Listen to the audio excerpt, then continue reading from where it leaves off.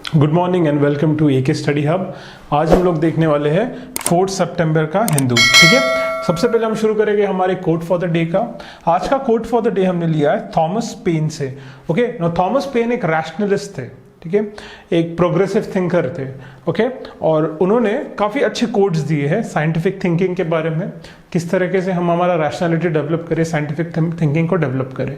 ठीक है, तो उन्हीं का एक कोट है जो कहता है कि रीजन ओबेज इटसेल्फ। ठीक है, रीजन जो होता है इट ओबेज इटसेल्फ, वो खुद को ओबे करता है। And ignorance submits to whatever is dictated to it. ठीक है, on the other hand ignorance जो होता है वो सबमिट कर देता है। ओके, वो अपने हथियार डाल देता है, वो मान लेता है जो भी उसे डिक्टेट किया जाता है, जो भी उसे कहा जाता है। ठीक है, तो रीजन क्या होता है? तर्क। तर्क क्या है? ये खुद का सुनता है, ये खुद को ही सुनता है, वो जो खुद के बारे में है, जो खुद वो सोचता है उसी के हिसाब से वो चलता है। बट इग्नोरेंस जो है, ठीक है, अज्ञानता जो है, वो सबमिट करता है किसके सामने? जो भी उसको डिक्टेट करेगा, जो भी उसको बताएगा कि ये करना है, उसके सामने वो कर देगा। ये किसका कोट है? थॉमस पेन का कोट है। ठीक है, आप इसे आपके जो भी इश्यूज चलते हैं, ठीक है, जैसे कम्युनल वायलेंस होते हैं, ठीक है, इंडिया में एक इंटरनल सिक्योरिटी प्रॉब्लम है कम्युनल वायलेंस, ठीक है, उसके अगेंस्ट आप लोग ऐसे कोट्स यूज कर सकते हैं। या जो कास्ट बेस्ड एट्रॉसिटीज होते हैं तब आप लोग ऐसे कोट्स को यूज कर सकते हैं एसेज में। राइट, विद दैट हम लोग आगे बढ़ेंगे। आज का हम डेली डोज ऑफ वोकैब में पहला वर्ड देखेंगे डिस्ट्रेस। ठीक है, डिस्ट्रेस का मतलब क्या होता है? बेसिकली एक प्रॉब्लम में रहना। ठीक है, प्रॉब्लम में रहना, जिसे हम लोग बोल सकते हैं एंग्विश या सफरिंग या पेन। ठीक है, दर्द में, दुख में, प्रॉब्लम में अटक जाना। ठीक है, इसे हम कहेंगे डिस्ट्रेस में रहना। राइट, और जैसे एक शिप के बारे में हम एग्जांपल लेते हैं। ठीक है, the ship sounded a distress signal. ठीक है, मतलब शिप ने क्या किया कि उसका जो डिस्ट्रेस सिग्नल है, ठीक है, उसने वो साउंड किया।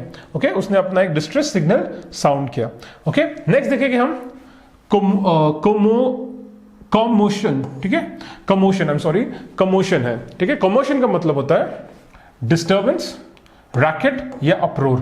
ठीक है, कमोशन का मतलब होता है डिस्टर्बेंस। ठीक है, डिस्टर्ब हो जाना, उसे हम लोग कहेंगे कमोशन। नेक्स्ट देख लेंगे अड्रिफ्ट। अड्रिफ्ट एक एडजेक्टिव है। ठीक है, अड्रिफ्ट का मतलब होता है ड्रिफ्टिंग। ठीक है, जैसे आप समुद्र में कोई एक बेजान सा बक्सा डाल दो थर्मोकोल का, वो क्या करेगा? वो ड्रिफ्ट करते रहेगा, यहां से वहां वो ड्रिफ्ट करेगा। ठीक है, तैरता रहेगा यहां से वहां। तो अड्रिफ्ट मतलब यहां से वहां जाना। ओके, तो जैसे हम लोग बोल सकते हैं सिनोनिम्स में अनमोर्ड या अनएंकर्ड।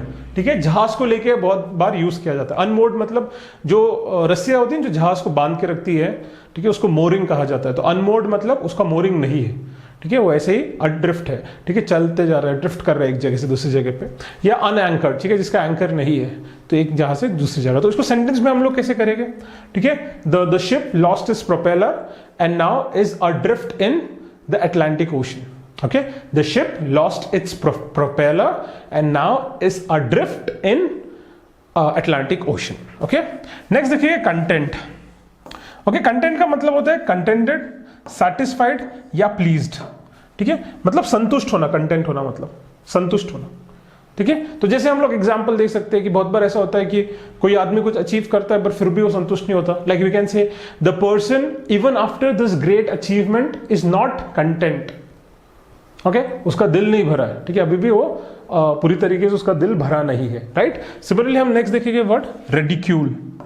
ओके, रेडिक्यूल मतलब मॉकरी, मजाक उड़ाना। ठीक है, स्कॉन करना। ठीक है, डिरेशन करना, किसी का मजाक उड़ाना मतलब उसको रेडिक्यूल करना। Okay, Tom as a small boy was ridiculed by his fellow classmates. ठीक है, जो उसके फेलो क्लासमेट्स है उन्होंने क्या किया? टॉम का हमेशा मजाक उड़ाया। सिमिलरली हम नेक्स्ट देखेंगे ब्रीच। ब्रीच मतलब कॉन्ट्रवेंशन, वायोलेशन या ब्रेकिंग। ठीक है, ब्रीच इन सिक्योरिटी। ठीक है, किसी सिक्योरिटी का ब्रीच होना। ठीक है, इसका मतलब क्या हो गया? Breach in any security system can not be tolerated. ठीक है, मतलब अगर कोई सिस्टम है उसे हम तोड़ रहे हैं, ठीक है, उसके अंदर हम इंटरवीन कर रहे हैं, कॉन्ट्रवीन कर रहे हैं, तो इसे हम लोग कहेंगे ब्रीच। ब्रीच मतलब तोड़ना। ठीक है, उसके अंदर एंटर करना विदाउट परमिशन, उसे हम लोग कहेंगे ब्रीचिंग।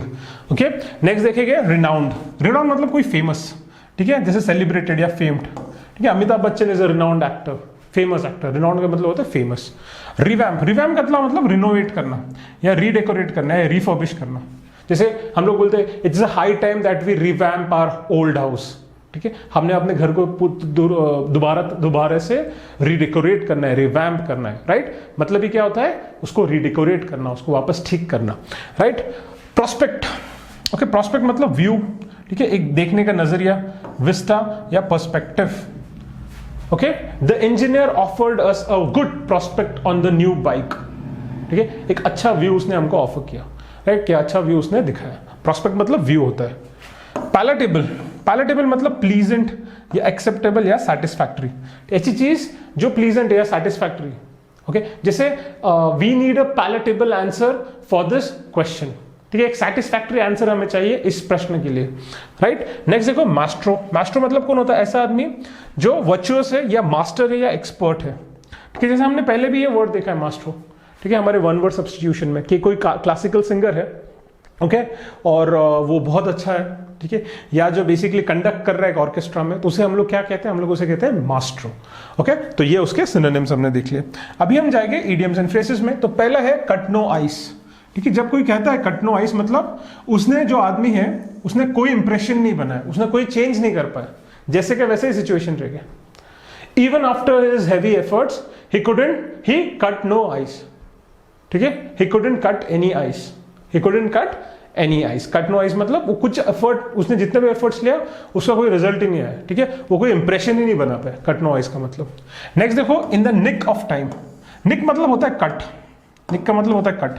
ठीक है, एकदम छोटे से, इसमें से टाइम एकदम छोटे टाइम में हो गया, at the last possible moment. ठीक है, he reach the railway station in the nick of time, एकदम छोटे टाइम में वो पहुंच गया।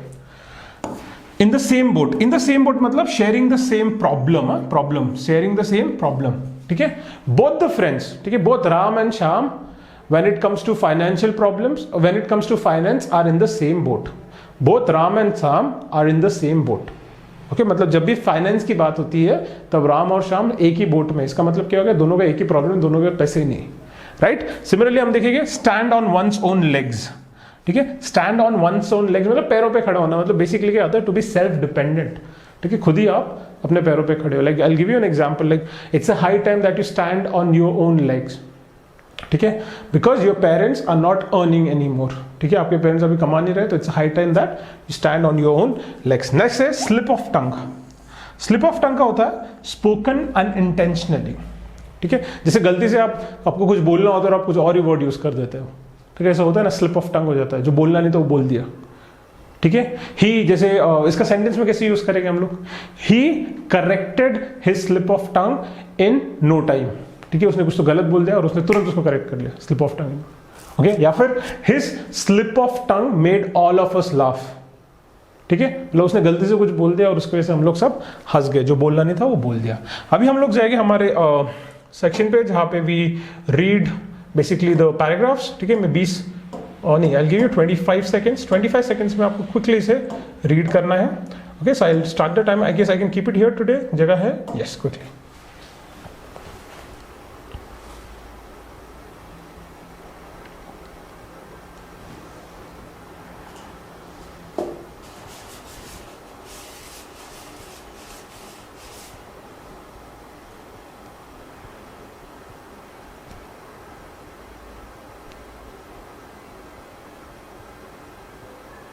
ओके, ध्यान दो, क्या कहा जा रहा है?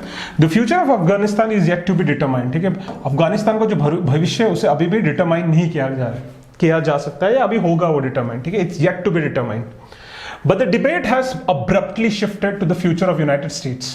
ठीक है, क्या हो गया? जो डिबेट है, जो अभी तक इसके बारे में थी, अफगानिस्तान के बारे में, अभी अब्रप्टली मतलब सडनली, ठीक है, एकदम झटके से कहां पे शिफ्ट हो गई है? The future of United States. ठीक है, कब? After it's withdrawal from Afghanistan. ठीक है, अफगानिस्तान से बाहर निकलने के बाद अभी जो पूरा का पूरा जो डिस्कशन है, जो डिबेट है, किस पे शिफ्ट हो गई है? Future of United States. ठीक है, अभी देखेंगे आगे। This may be the first time in history that a ruler is sought to be punished for ending a war of 20 years. ठीक है, पहले बार ऐसा हो रहा होगा हिस्ट्री में कि जो एक रूलर था, ठीक है, जो राज कर रहा था, उसे पनिश किया जा रहा है क्योंकि उसने एक वॉर को खत्म किया जो 20 साल से चल रहा था। ठीक है, अब स्टेटमेंट देखो, Pax Americana died in Kabul. ठीक है, तो ये स्टेटमेंट किसने दिया है? A strategic thinker declares that it is a watershed movement. ठीक है, ओके, एक स्ट्रैटेजिक थिंकर ने क्या दिया है? ओके, यहाँ पे फुल स्टॉप था तो विल कट। एक स्ट्रैटेजिक थिंकर ने क्या किया है? PACS Americana died in Kabul. ठीक है, ये एक थिंकर ने अपना एक व्यू रखा है। इसके बाद हम लोग देखते हैं, this is a watershed movement that will bring down the curtain on the West long ascendancy he predicts. ठीक है, तो और एक थिंकर क्या कह रहा है, यही थिंकर ये कह रहा है कि एक वाटरशेड मूवमेंट है। वाटरशेड मूवमेंट मतलब एक इंपॉर्टेंट मूवमेंट है, वाटरशेड का मतलब होता है इंपॉर्टेंट।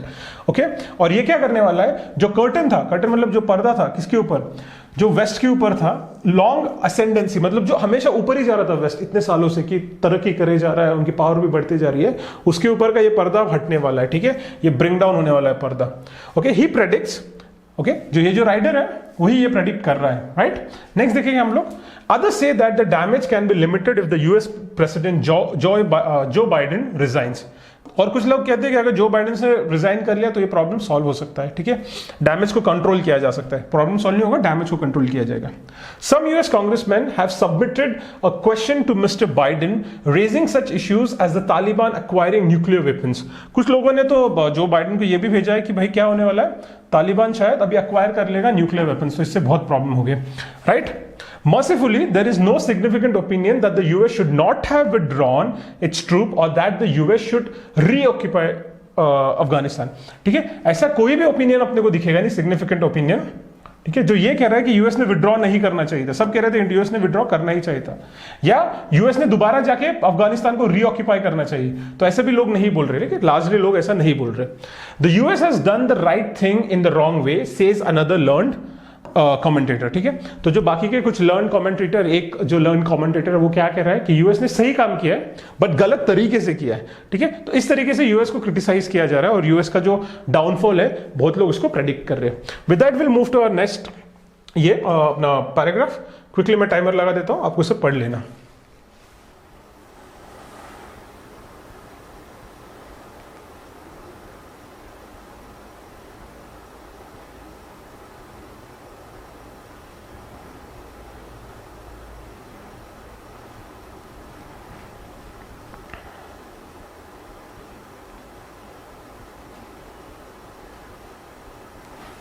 ओके, हम लोग इसको देखेंगे क्या है। To understand the present plight of the US. ठीक है, यूएस का जो प्रेजेंट प्लाइट है उसे समझने के लिए we need to go back to the terrorist bombing of 9/11। ठीक है, यूएस का करंट सिचुएशन, प्लाइट मतलब जो दुखदाई यूएस का भी सिचुएशन हो गया है। ठीक है, उसको समझने के लिए एकदम दयावान जो सिचुएशन हो गया यूएस का, ठीक है, दयानय जो सिचुएशन हो गया उसको समझने के लिए हमें 9/11 का जो टेररिस्ट बॉम्बिंग हो गया था उधर जाना जरूरी है। ये क्या कहता है समझिए, which was a game changing global experience. ठीक है, ये जो था ना ये गेम चेंजिंग ग्लोबल एक्सपीरियंस था। क्या, जो यूएस के ऊपर 9/11 में सितंबर में ये जो अटैक हुआ था वो क्या था, it transformed the geopolitics of the world. ठीक है, इसने जो दुनिया का जो जियोपॉलिटिक्स है उसको ट्रांसफॉर्म कर दिया, which was determined by the size of the nuclear arsenals of the nuclear weapon states. ठीक है, पहले का जो जियोपॉलिटिकल सिचुएशन था उसको कौन डिटरमाइन करता था कि किस देश के पास कितना बड़ा न्यूक्लियर आर्सेनल है और कितने न्यूक्लियर वेपन्स हैं, राइट। बट अभी होता क्या 9/11 के बाद, देखते हैं हम लोग आगे। The most powerful country in the world which had the capacity to destroy the world many times over became powerless before a few terrorist who had only knives and forks as a weapons. ठीक है, US के सामने जिसके पास इतना power है, nuclear power है कि वो वर्ल्ड को मेनी टाइम्स डिस्ट्रॉय कर सकता है, एक बार नहीं कई बार वर्ल्ड को खत्म कर सकता है, इतना न्यूक्लियर पावर है उनके पास। बट वो कुछ नहीं कर पाए, किनके सामने वो पावरलेस हो गए, किनके सामने, कुछ टेररिस्ट के सामने जिनके पास कुछ नहीं था, सिर्फ नाइफ्स एंड फॉक्स थे। ठीक है, तो पहले जियोपॉलिटिक्स में क्या होता था कि जो न्यूक्लियर वेपन स्टेट्स थे ना उनके पावरफुल कहा जाता था, और जिसके पास ज्यादा न्यूक्लियर पावर वो ज्यादा पावरफुल। बट अफगानिस्तान के टेररिस्ट ने क्या कर दिया, इसको उल्टा कर दिया। ठीक है, अभी हम लोग आगे देखते हैं। इन वन क्लीन स्वूप, ठीक है, एक ही झटके में, the theories of the balance of power, mutually assured destruction and the nuclear weapons superiority went into smoke with in the twin towers of the New York. जैसे न्यूयॉर्क के twin towers धुएं में उड़ गए थे, उसी तरीके से जो ये थियरी थी कि बैलेंस ऑफ पावर, कि भाई दोनों के पास न्यूक्लियर वेपन है, रशिया के पास, चाइना के पास, लंदन के पास, मतलब अपना ग्रेट ब्रिटेन के पास भी है और अमेरिका के पास भी, तो अभी क्या हो गया, पावर बैलेंस हो गया, अभी ज्यादा वॉर नहीं हो गया। ठीक है, तो ये जो सोच थी पावर बैलेंस की बिकॉज ऑफ न्यूक्लियर वेपन्स, ये धुएं में उड़ गई। किससे धुएं में उड़ गई, एक ही शख्स ने, मतलब एक ही झटके में हो गया वो, जैसे तालिबान ने अमेरिका के ट्विन टावर्स उड़ा दिए थे। ठीक है, ये दिखा दिया उन्होंने कि भाई ऐसा जरूरी नहीं है कि न्यूक्लियर पावर से आप डिटरेंस ला सकते हो, आप लोग प्रॉब्लम को सॉल्व कर सकते हो। Once the superiority went up in smoke, okay, now once the responsibility of the attack was traced to Osama bin Laden and the and the terrorists in the Afghanistan, it was imperative for the US to retaliate by overthrowing Taliban regime and hunting down and killing bin Laden. ठीक है, जिस दिन ये trace कर लिया गया था कि कौन इसके लिए रिस्पॉन्सिबल है, ओसामा बिन लादेन, ठीक है, तो यूएस के लिए इंपेरेटिव था, ठीक है, यूएस के लिए जरूरी था कि वो क्या करे, मतलब एकदम उनको करना ही था, इंपेरेटिव मतलब, ठीक है, वो करके रहे। और उन्होंने किया क्या कि उन्होंने रिटेलिएट किया मतलब उन्होंने वापस अटैक किया। किस पे? उन्होंने जो उनके ऊपर अटैक किया था उसका बदला लिया, रिटेलिएट किया उन्होंने by overthrowing the Taliban regime. तो तालिबान का जो रिजिम था 2002-1 में, उन्होंने उसको ओवरथ्रो कर दिया और जो बिन लादेन था उसे हंट करके उसे मार दिया गया। ठीक है, तो इस तरीके से ये पूरा का पूरा एनालिसिस हुआ अपना। Okay, with this will stop here. ठीक है, हम लोग तुरंत हम लोग जल्दी ही कल मिलेंगे। Before that I have a announcement to make. नीचे डिस्क्रिप्शन में हमारा टेलीग्राम चैनल का लिंक दिया हुआ है, प्लीज उसे जाके आप सब्सक्राइब करिए। हम लोग के ये सारे जो PDF है वहाँ पे आपको मिलेंगे। With that we'll end today and we'll see you tomorrow. Take care.